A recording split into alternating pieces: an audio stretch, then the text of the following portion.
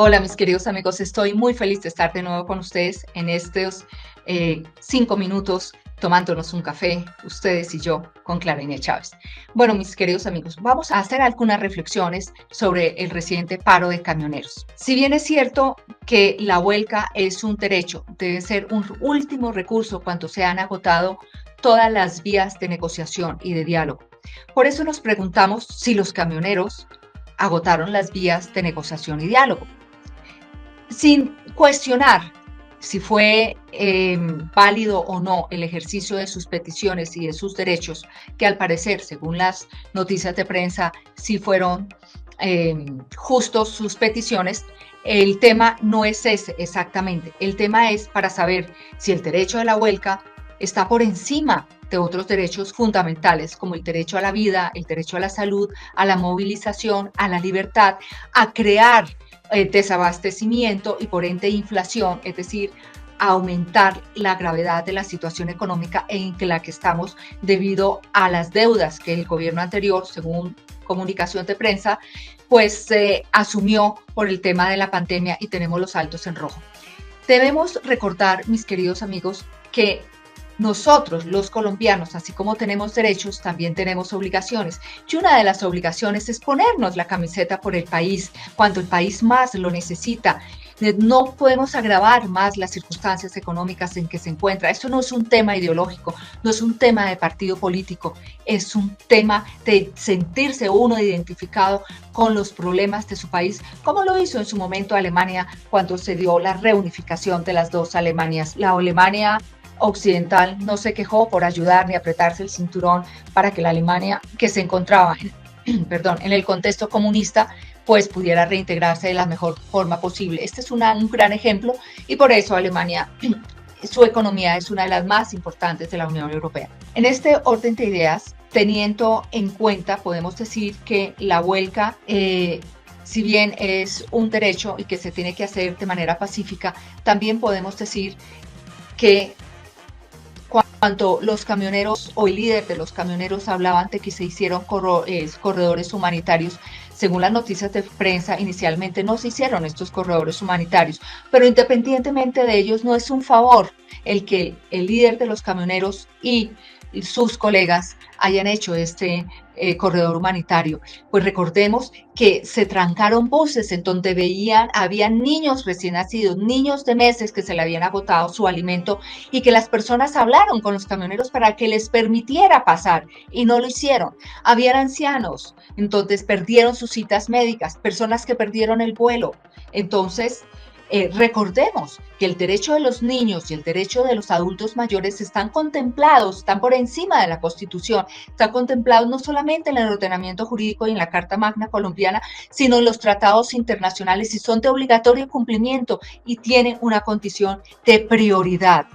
No podemos permitir que el desabastecimiento que produjo el paro de camioneros haya también ocasionado daño a terceros y a la economía del país, generando una inflación. Los precios están locos, la gente se está aprovechando de la situación también para especular y por eso hay un llamamiento a las autoridades para evitar esta especulación de precios. No es posible que con el paro camionero se hayan muerto animales como los cerdos, como las aves del corral, se haya botado la leche y otros alimentos que se pudrieron, ocasionando, vuelvo y repito, un daño a la economía, el desabastecimiento y daño a las pequeñas y medianas industrias o empresas que sus productos no pudieron llegar a su término, a su lugar de final. De igual manera, empresas que no pudieron exportar. El daño que se le hizo al país fue enorme. Por eso, vuelvo y me pregunto, ¿será que las dos partes agotaron en un principio el diálogo y la negociación? Esta situación nos llama a varias reflexiones. La primera, que se debe dialogar y llegar a acuerdos. La segunda, que no podemos permitir que otros grupos que se les ocurra realmente hacer una huelga, pues vuelvan a bloquear las vías nacionales, que no se vuelva costumbre, porque yo considero, y algunos otros constitucionalistas consideran que el derecho a la vida y el derecho a la salud está por encima del derecho a la huelga, independientemente que sea un derecho fundamental también. Entonces, y la tercera situación es que todos estos temas de desabastecimiento, de inflación y todo el pánico que generó, pues están contemplados dentro del derecho penal económico. Así que tenemos que preguntarnos con reflexión, ¿dónde está la autoridad? Porque la autoridad, quien tiene el control, la potestad, está en cabeza del Estado, en cabeza de la institucionalidad, no en cabeza de los particulares. La autoridad se debe ejercer para evitar los daños a los derechos fundamentales de los terceros.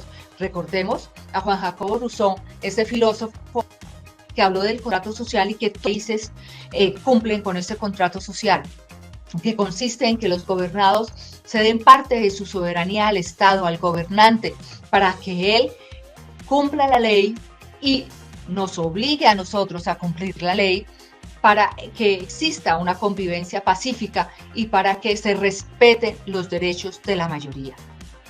En este sentido, no se puede confundir la autoridad con el autoritarismo. O mejor dicho, debemos de dejar a un lado el tema de los populismos, creyendo que al imponer la autoridad se están violando los derechos humanos. Los derechos humanos son de obligatorio cumplimiento por el Estado y por todos y cada uno de nosotros. Y comencemos por el respeto que debemos de tenernos. Entonces, el que ejerza la autoridad, el evitar todas estas violaciones de derechos fundamentales y de derechos al Código Penal Económico que se violaron, es obligación de impedirlos por parte de las autoridades nacionales o locales. Entonces, estas son reflexiones que tenemos que tener en cuenta para evitar que las próximas grupos que piensen hacer una huelga no violen estos derechos de terceros, ni derechos, ni agraven los daños a la economía, ni los derechos fundamentales de los colombianos. Es importante también pensar y reflexionar cuál es el compromiso que nosotros como comunidad, como sociedad civil tenemos. Pongámonos la camiseta por el país y es una invitación que yo les quiero hacer. No podemos seguir peleando de huelga en huelga cuando podemos agotar primero las vías del diálogo y las vías de la comunicación, de la negociación. Considero que debemos de bajar un poco la agresividad y esto no es un tema partidista, no es un tema ideológico. El país está por encima de cualquier partido político y de cualquier ideología. El gobernar no es un tema de popularidad o de impopularidad, es una cuestión de hacer los derechos de las mayorías y de fortalecer la democracia y la institucionalidad, la gobernabilidad, para evitar que exista un leviatán. Por eso debemos respetar la ley, debemos fortalecer el Estado de Derecho para crear una confianza en que sí se puede y poder de esa manera no solamente solicitarles a los grupos que hagan la huelga que eviten la violación de los derechos antes mencionados, sino también al gobierno que ejerza su autoridad y que pueda gobernar de la mejor manera posible para todos y cada uno de los 50 o más 50 millones de colombianos. Me encantaría que ustedes me dejaran sus comentarios y recuerden que la próxima semana tenemos una cita y una invitación a tomarnos un cafecito con Clara Inés Chávez. Los quiero mucho, hasta pronto y un gran abrazo. Feliz semana.